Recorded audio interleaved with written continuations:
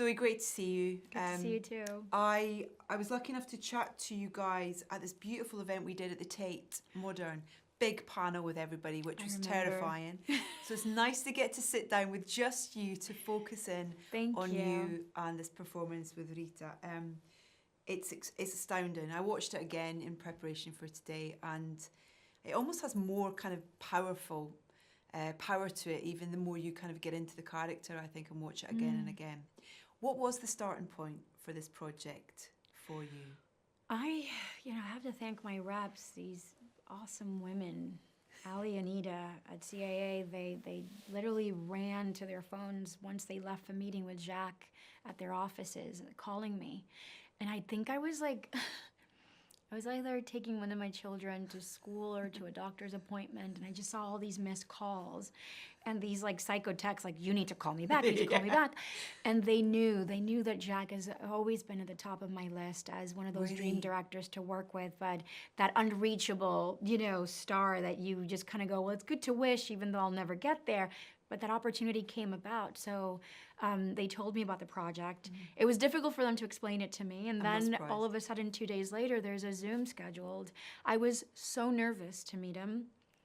I had listened to the songs because they wanted me to prepare these songs, and it was important that I work with on them, and there were these sides. But I ended up having a 2-hour conversation with Jacques, and thank God we hit it off. We just connected in a way that I remember leaving that Zoom and thinking, I'm gonna be really bummed out if I don't get this part. Yeah. I really want to be a part of this. These are the kind of films that you sort of go up with it or down with it, no regrets, because it just felt so special. Yeah. So yeah, that was my first sort of encounter.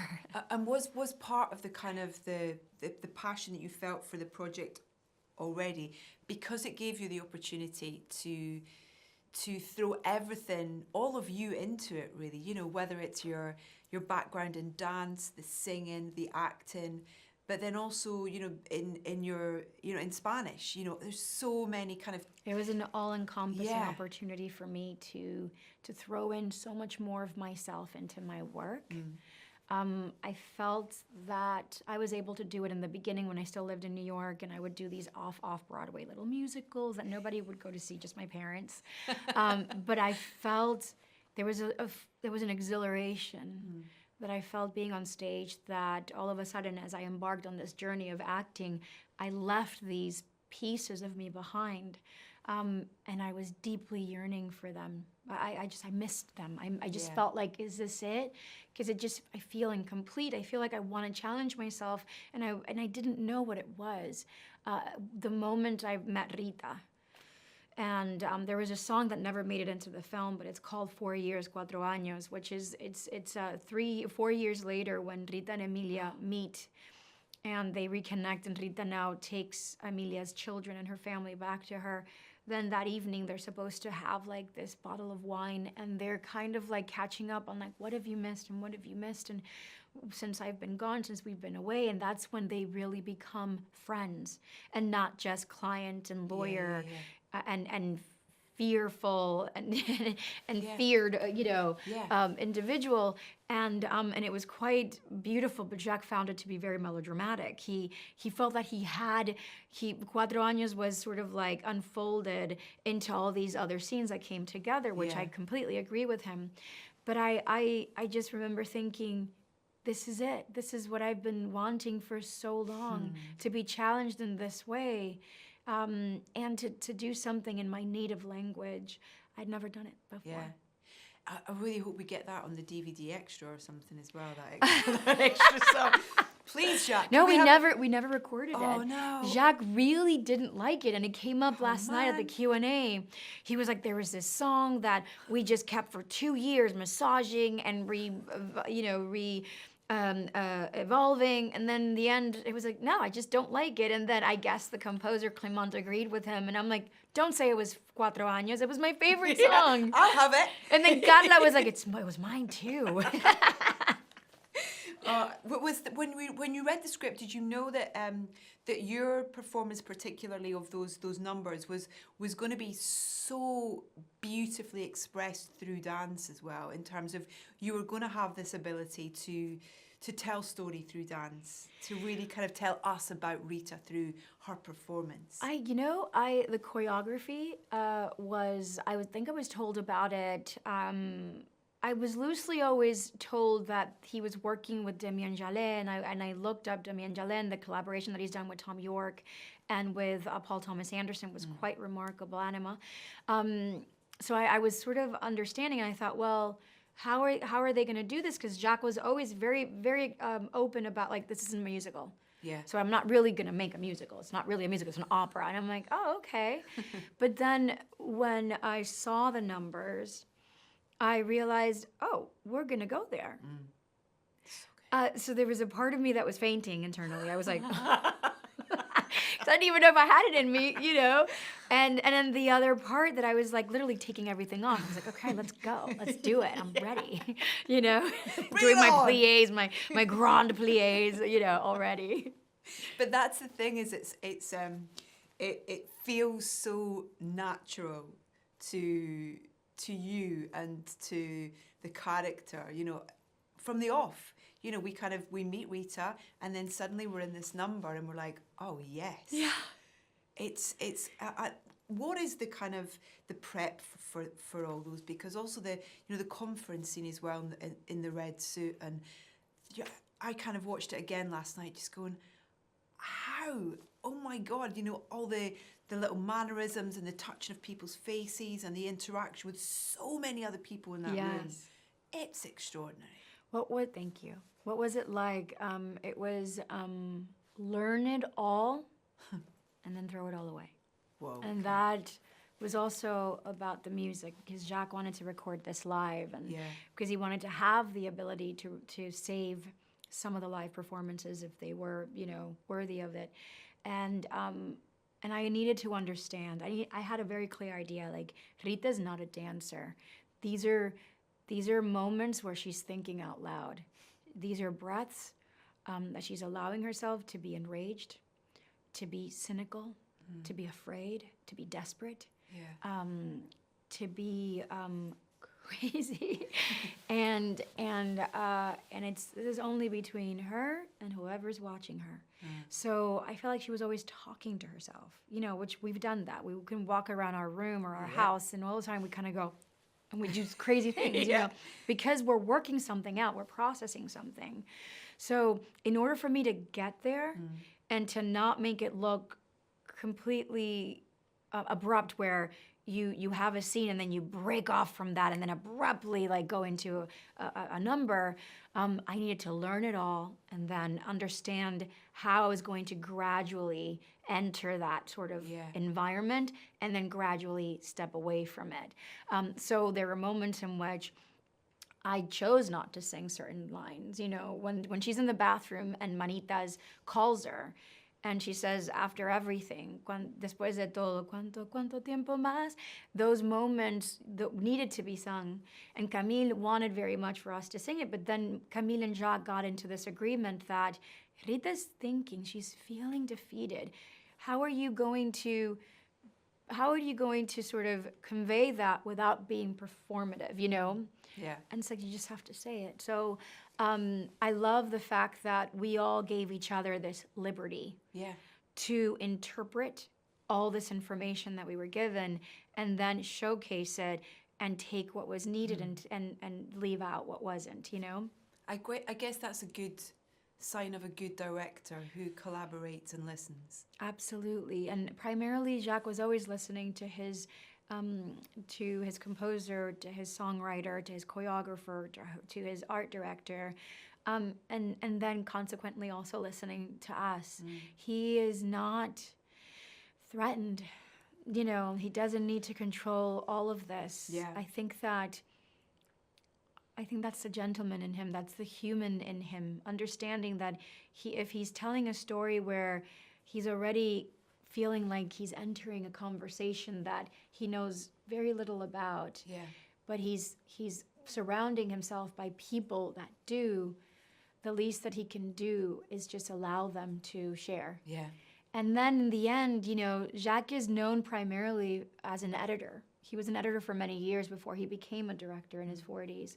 So I knew that his magic was going to continue in the editing room, where he was going to sculpt. Yeah. You know, we needed to give him a big piece of marble of work, and then allow him to chip away at this and to find Emilia Pérez and all of this. Was the experience of working with him what you'd hoped for when you put him on that list?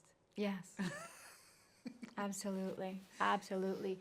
I'm better at working with directors that are collaborative. I've accepted and realized that I'm a very opinionated person because I care so much and I work so hard. Yeah. And I'm also very passionate. And at times that hasn't been received well, and that has been a very hurtful experience and very anxious experience to go through. Yeah. 3 to 5 months of being with someone that has such a specific vision that there is no space for anybody else to contribute to it. I don't work well with those creatives. Yeah. I understand who they are and I respect them and I admire them, but I don't feel like I'm giving a lot of myself that way. So directors like James Cameron and Jacques Audiard are just, they're my cup of tea.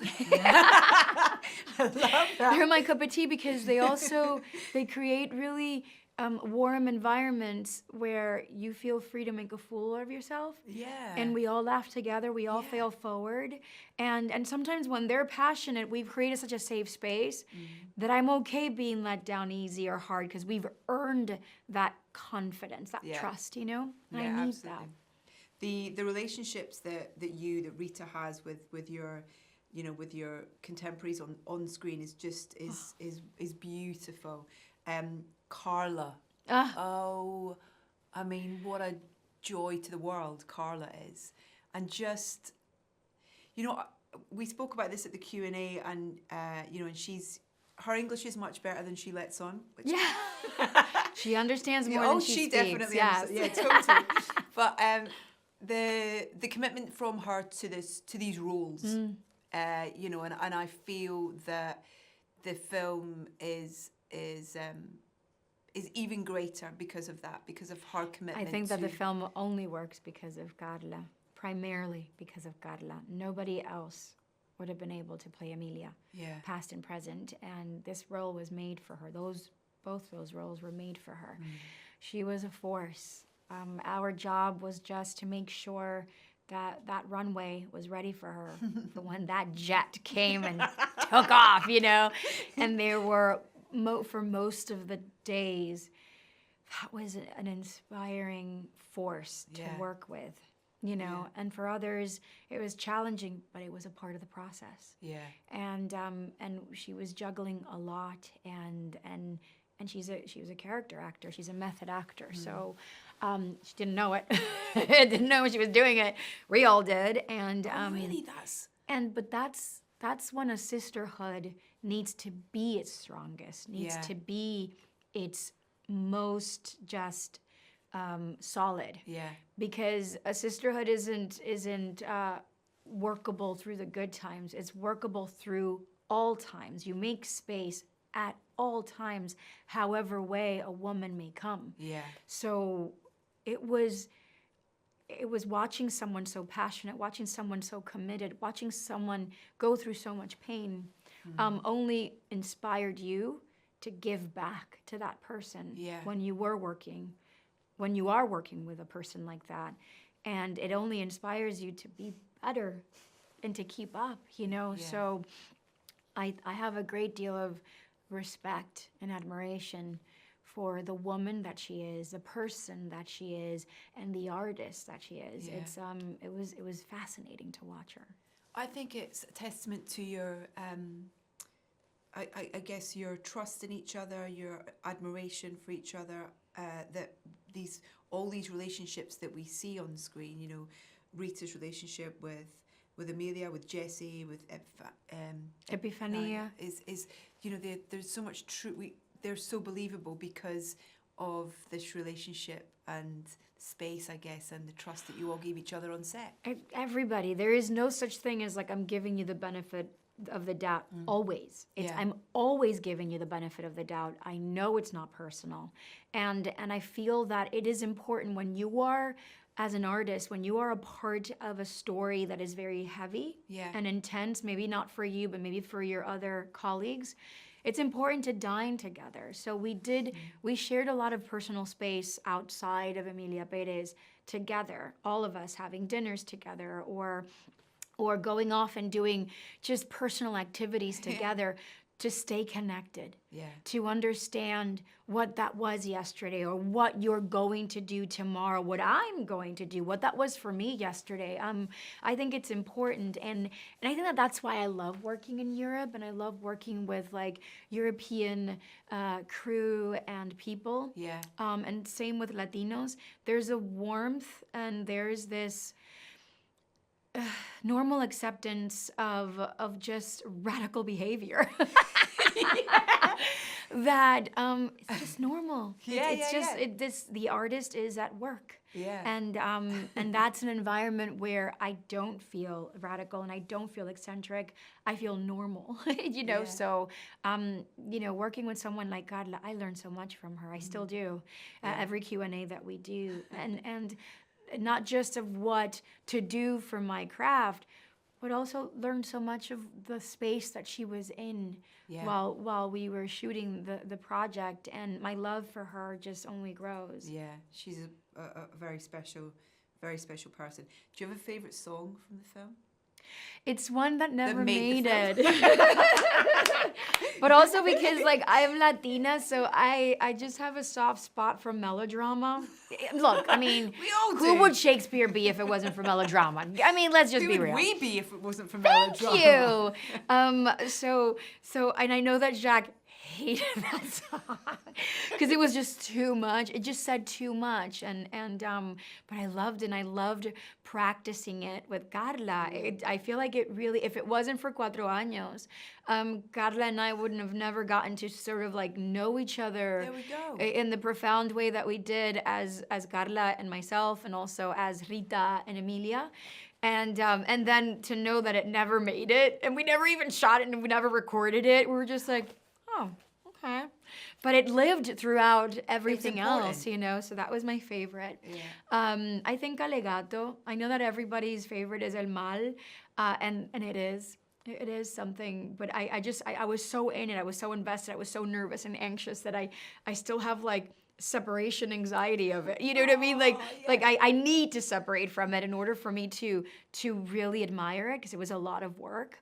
But Alegato which is the first song in the movie where she's composing the closing arguments for this case. It was just, everything came together full center with that piece, and it's the first thing that we shot in the entire movie. It was powerful. So, and that's when I got to see everything. It's like art direction, cinematography, music, choreography, direction, performance. I was like, oh, so this is what we're doing. It was, I remember I just kept getting goosebumps. Every hair on my arm just stood on end when you talking. And I was like, all I wanted to do every morning was like, don't get in your way, be present, come prepared, and throw it all away. Don't get in your way, be present, come prepared, and throw it all away. Like, I just kept like, that became like a mantra for me. So I really wanted to enjoy the experience. I hope you've got in the side of your mind the possibility there might require a performance at the Oscars. From that. Look at me laughing. Oh my God. No. Come on. Yes. Manifested. It's going to happen. I just gave me goosebumps, not in the right way. No, you know why? I welcome it. At the end of the day, like I'm a Gemini. I will always say no and jump. You know what I mean? Like, I don't want to. Okay. And I'll jump. Because life has to be that way. But it's just the level of rehearsals that will require. Because I am a perfectionist, and I've also acknowledged my sort of weaknesses, and I suffer from a lot of anxiety. And when I get up on stage, I can do anything in front of a camera because I know that I can repeat it in case it's not well. When you're on stage, it's one and done, and that requires, you're right. You got it. We're all there for you. Yes. We got it. If they ask me. If Come they ask on, it's gonna happen. It's my manifestation. from what now I on, would yeah. love is for 3 songs. Yeah, Putting it out melody. there. It's for El Mal, it's for Mi Camino, and then closing with Para las Mujeres. Dedico este poema, and then having a whole like Mexican comparsa just come and like finishing it off. It would be amazing. Oh, Look at me, but I'm not producing the Oscars, and I'm not expecting to be invited, but in case I was, come on. this is what I would do. You deserve it. You deserve to be. Congratulations again. It is Thank you. such a special performance in film. It's brilliant. Thank you, Zoe. Thank you so much. Thank you.